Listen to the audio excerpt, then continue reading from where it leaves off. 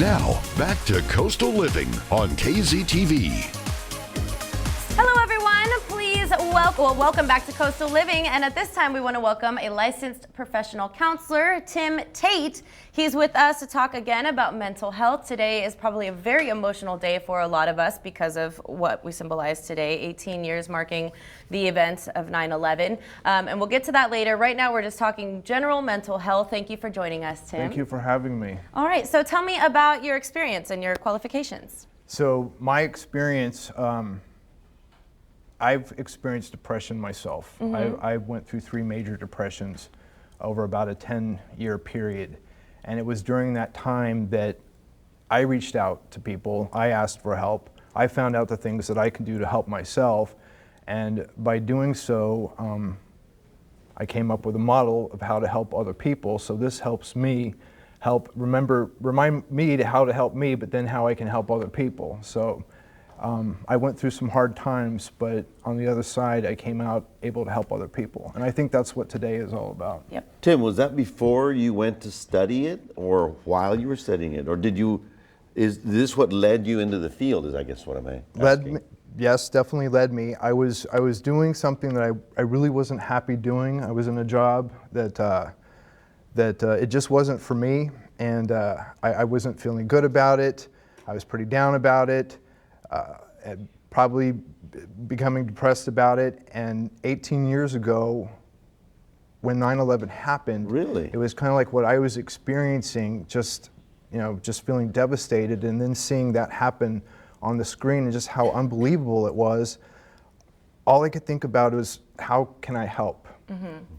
I didn't know what to do for myself at the time, but I thought, well, maybe if I could do something to help other people, that's what I was supposed to be doing. So it was about that time I met somebody who had just become a counselor.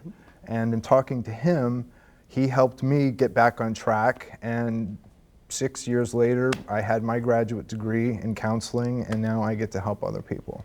Amazing. Wow, so it all began at 9/11 for you. 9/11, well, it was a catalyst. Yes. Well, this was the day that when I saw what was happening, and it was just so completely unbelievable what was happening, I thought, we got to do something different. The things have got to change. So And it starts with you. Starts with us as individuals, and then it becomes collective. So I didn't know exactly that I was going to go to school or what I was going to do, but it was kind of just telling the universe, I'm here, sign me up, whatever I can do. You just started moving in the right direction, exactly. one foot in front of the other. And then things started to happen. I started meeting the right people, opportunities presented themselves, and it all worked out. Okay, and you are a licensed counselor. What is the difference between a counselor and a psychologist or psychiatrist? So a licensed counselor, an LPC, is someone who has a graduate degree in counseling. Okay.